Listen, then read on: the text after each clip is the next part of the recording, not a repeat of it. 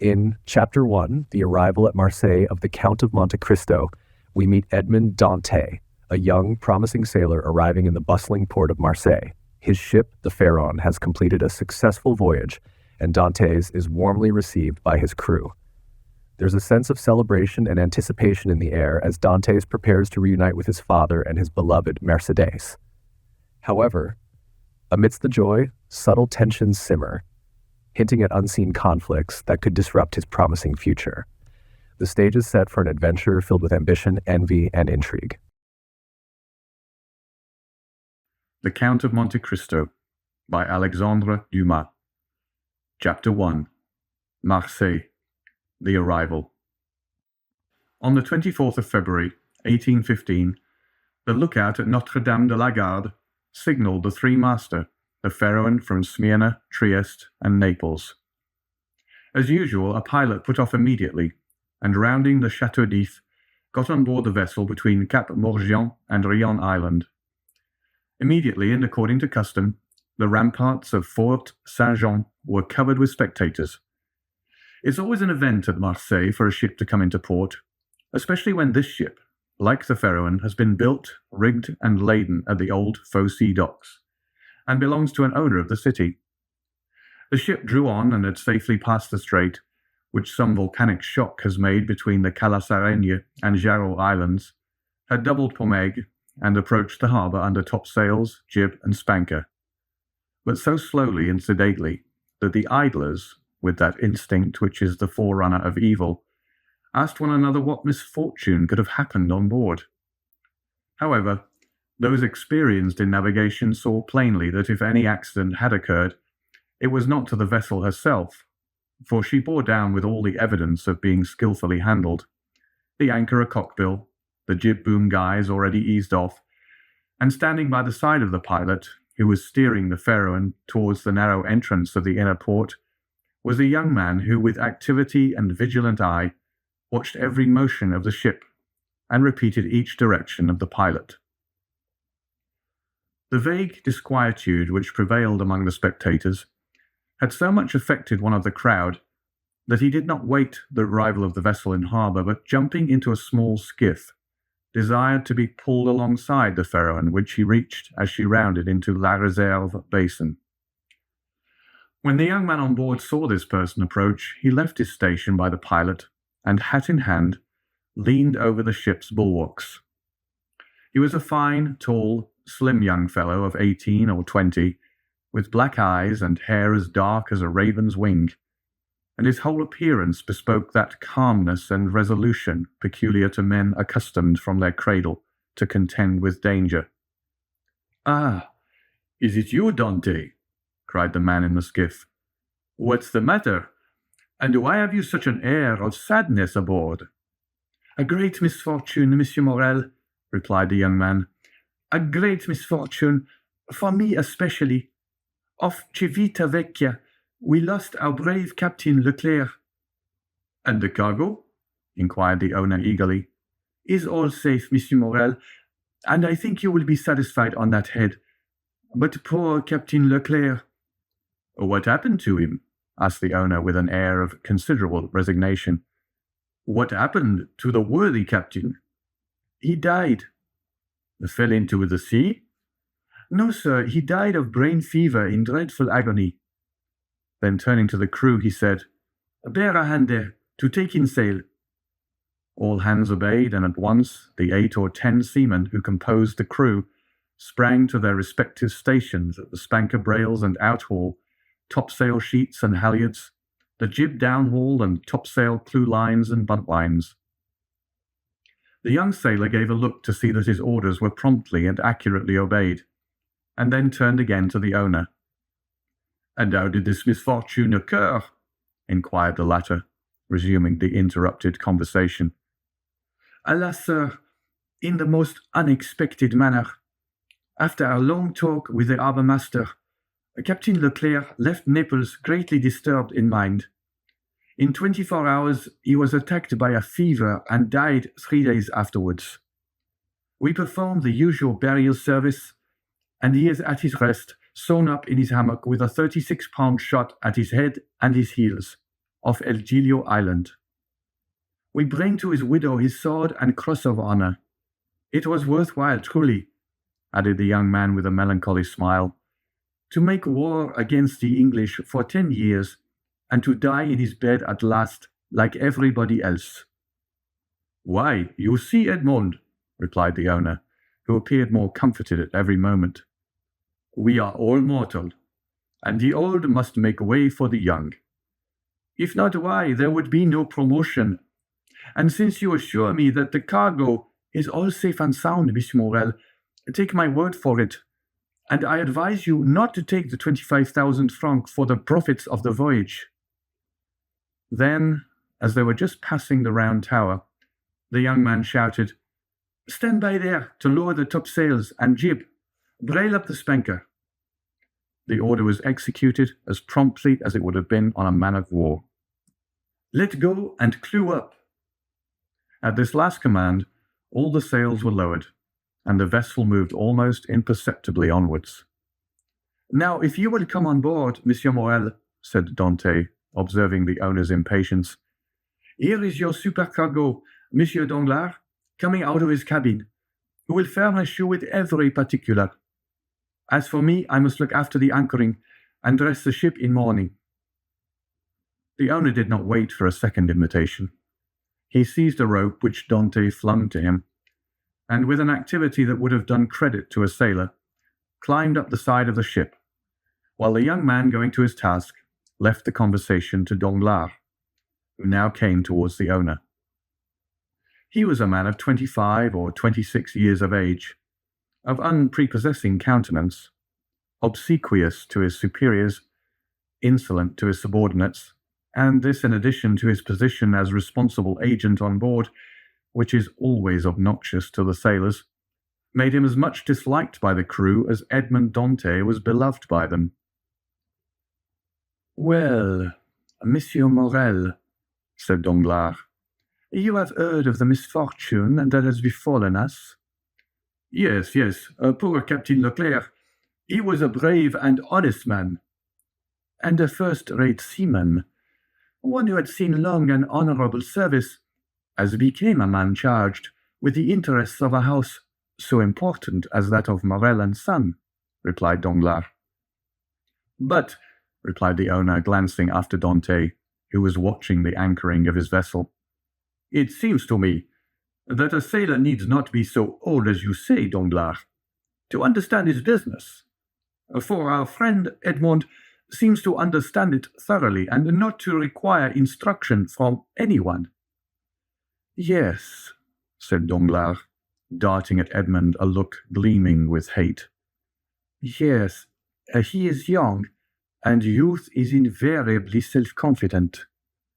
Scarcely was the captain's breath out of his body when he assumed the command without consulting anyone, and he caused us to lose a day and a half at the island of Elba, instead of making for Marseilles direct." "As to taking command of the vessel," replied Morel, "that was his duty as captain's mate. As to losing a day and a half off the island of Elba, he was wrong unless the vessel needed repairs." "The vessel was in as good condition as I am, and as I hope you are, Monsieur Morel, and this day and a half was lost from pure whim, for the pleasure of going ashore, and nothing else." "Dantès," said the ship-owner, turning towards the young man, "come this way." "In a moment, sir," answered Dantès, "and I'm with you." Then calling to the crew, he said, "Let go." The anchor was instantly dropped, and the chain ran rattling through the porthole. Dantès continued at his post in spite of the presence of the pilot, until this manoeuvre was completed, and then he added, "Half-mast the colours, and square the yards." "You see," said Danglars, "he fancies himself captain already, upon my word." "And so in fact he is," said the owner. "Except your signature and your partner's, Monsieur Morel."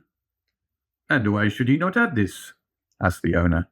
"He is young, it is true, but he seems to me a thorough seaman. and a full experience." A cloud passed over Danglars' brow. "Your pardon, Monsieur Morel," said Dante, approaching. "The vessel now rides at anchor, and I am at your service. You hailed me, I think." Danglars retreated a step or two.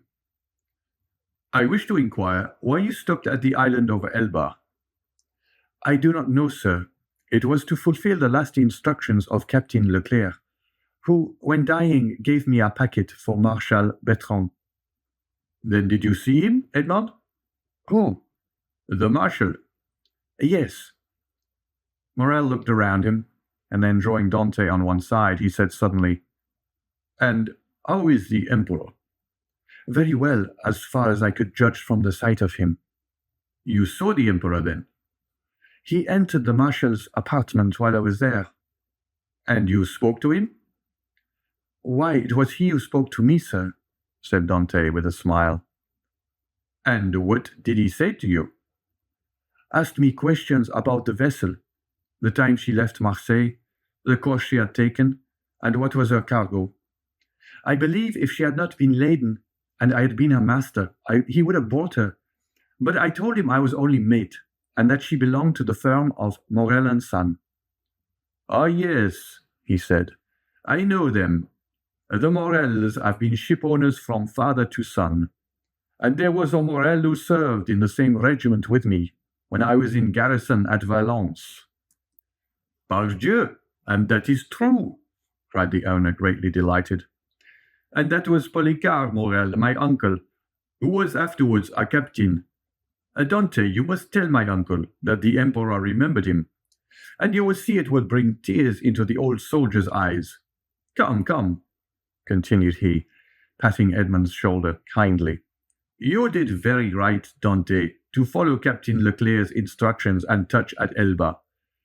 Although, if it were known that you had conveyed a packet to the Marshal and had conversed with the Emperor, it might bring you into trouble." "How could that bring me into trouble, sir?" asked Dante. "For I did not even know of what I was the bearer, and the Emperor merely made such inquiries as he would of the first comer. But pardon me, here are the health officers and the customs inspectors coming alongside." And the young man went to the gangway. As he departed, Danglars approached and said, "Well, it appears that he has given you satisfactory reasons for his landing at Porto Ferraio." "Yes, most satisfactory, my dear Danglars." "Well, so much the better," said the supercargo, "for it is not pleasant to think that a comrade has not done his duty." "Dante has done his," replied the owner, "and that is not saying much. It was Captain Leclerc who gave orders for this delay." "Talking of Captain Leclerc, has not Dante given you a letter from him?" "To me? No. Was there one?" "I believe that, besides the packet, Captain Leclerc confided a letter to his care." "Of what packet are you speaking, Danglars?" "Why, that which Dante left at Porto Ferraio." "How do you know he had a packet to leave at Porto Ferraio?" Danglars turned very red. "I was passing close to the door of the captain's cabin, which was half open, and I saw him give the packet and letter to Dante." "He did not speak to me of it," replied the shipowner. "But if there be any letter, he will give it to me." Danglars reflected for a moment. "Then, Monsieur Morel, I beg of you," said he, "not to say a word to Dante on the subject. I may have been mistaken."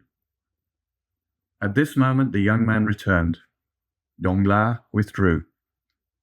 "Well, my dear Dante, are you now free?" inquired the owner. "Yes, sir." "You have not been long detained." "No, I gave the custom house officers a copy of our bill of lading. And as to the other papers, they sent a man off with the pilot to whom I gave them." "Then you have nothing more to do here." No, everything is all right now. Then you can come and dine with me. I really must ask you to excuse me, Monsieur Morel. My first visit is due to my father, though I am not the less grateful for the honor you have done me. Right, Dante, quite right. I always knew you were a good son. And, inquired Dante with some hesitation, do you know how my father is? Well, I believe, my dear Edmond, though I have not seen him lately. Yes, he likes to keep himself shut up in his little room. That proves, at least, that he was wanted for nothing during your absence. Dante smiled. My father is proud, sir, and if he had not a meal left, I doubt if he would have asked anything from anyone, except from heaven. Well then, after this first visit has been made, we shall count on you. I must again excuse myself, Monsieur Morel, for after this first visit has been paid, I have another which I am most anxious to pay. True, Dante. I forgot. There was at the Catalans someone who expects you no less impatiently than your father, the lovely Mercédès. Dante blushed. Aha, said the shipowner. I am not in the least surprised, for she has been to me 3 times, inquiring if there were any news of the Pharaon. Best, Edmond, you have a very handsome mistress. She is not my mistress, replied the young sailor gravely. She is my betrothed. Sometimes the one and the same thing, said Morel with a smile. Not with us, sir, replied Dante. Well, well, my dear Edmond, continued the owner, don't let me detain you. You have managed my affairs so well that I ought to allow you all the time you require for your own. Do you want any money? No, sir, I have all my pay to take, nearly 3 months' wages. You are a careful fellow, Edmond. Say I have a poor father, sir. Yes, yes, I know how good a son you are. So now hasten away to see your father. I have a son too, and I should be very wroth with those who detained him from me after 3 months' voyage. Then I have your leave, sir? Yes, if you have nothing more to say to me. Nothing. Captain Leclerc did not, before he died, give you a letter from me? He was unable to write, sir, but that reminds me that I must ask you leave of absence for some days. To get married? Yes, first, and then go to Paris. Very good. Have what time you require, Dante. It will take quite 6 weeks to unload the cargo, and we cannot get you ready for sea until 3 months after that. Only be back in 3 months. For the Pharaon, added the owner, patting the young sailor on the back, cannot sail without her captain. Without her captain? Cried Dante, his eyes sparkling with animation. Pray mind what you say, for you are touching on the most secret wishes of my heart. Is it really your intention to make me captain of the Pharaon? If I were sole owner, we'd shake hands on it now, my dear Dante, and call it settled. But I have a partner, and you know the Italian proverb, chi ha compagno ha padrone. He who has a partner has a master. But the thing is at least half done, as you have 1 out of 2 votes. Rely on me to procure the other. I will do my best. Ah, Monsieur Morel, exclaimed the young seaman, with tears in his eyes, and grasping the owner's hand. Monsieur Morel, I thank you in the name of my father and of Mercédès. That's all right, Edmond. There's a providence that watches over the deserving. Go to your father. Go and see Mercédès, and afterwards come to me. Shall I row you ashore? No, thank you. I shall remain and look over the accounts with Danglars. Have you been satisfied with him this voyage? That is according to the sense you attach to the question, sir. Do you mean, is he a good comrade? No, for I think he never liked me since the day when I was silly enough, After a little quarrel, we had to propose to him to stop for 10 minutes at the island of Monte Cristo to settle the dispute. A proposition which I was wrong to suggest, and he quite right to refuse. If you mean as responsible agent, when you ask me the question, I believe there is nothing to say against him, and that you will be content with the way in which he has performed his duty. But tell me, Dante, if you had command of the Pharaon, should you be glad to see Danglars remain? Captain or mate, Monsieur Morel, I shall always have the greatest respect for those who possess the owner's confidence. That's right, Dante. I see you are a thoroughly good fellow, and will detain you no longer. Go, for I see how impatient you are. Then I have leave? Go, I tell you. May I have the use of your skiff? Certainly. Then, for the present, Monsieur Morel, farewell and 1,000 thanks. I hope soon to see you again, my dear Edmond. Good luck to you. The young sailor jumped into the skiff and sat down in the stern sheets, with the order that he be put ashore at La Canebière. The two oarsmen bent to their work, and the little boat glided away as rapidly as possible in the midst of the 1,000 vessels which choke up the narrow way which leads between the two rows of ships from the mouth of the harbour to the Quai d'Orléans.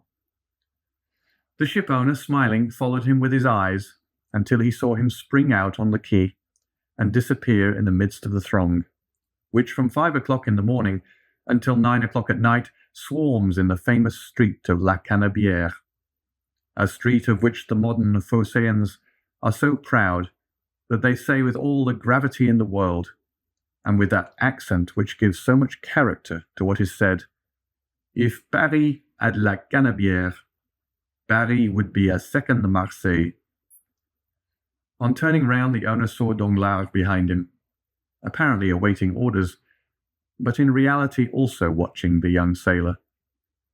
But there was a great difference in the expression of the two men who thus followed the movements of Edmond Dantès. End of chapter 1.